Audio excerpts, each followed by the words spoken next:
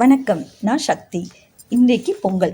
பொங்கலுக்கு நான் பல காய்கறி போட்டு ஒரு குழம்பு வைக்க போகிறேன். அந்த குழம்பு செய்ய ரெடியா? வாங்க செய்யலாம். ஃபஸ்ட்டு அதுக்கு எண்ணெய் ஊற்றணும். எண்ணெய் ஊற்றி கடுகு போடணும். கடுகு போட்டு கடலைப்பருப்பு போடணும்.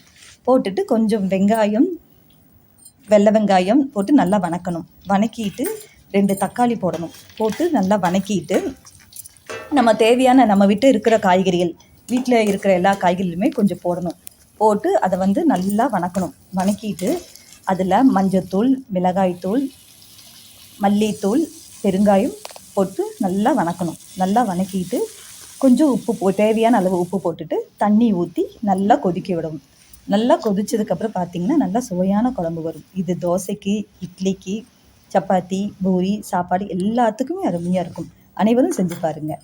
நன்றி. பொங்கல் வாழ்த்துக்கள்.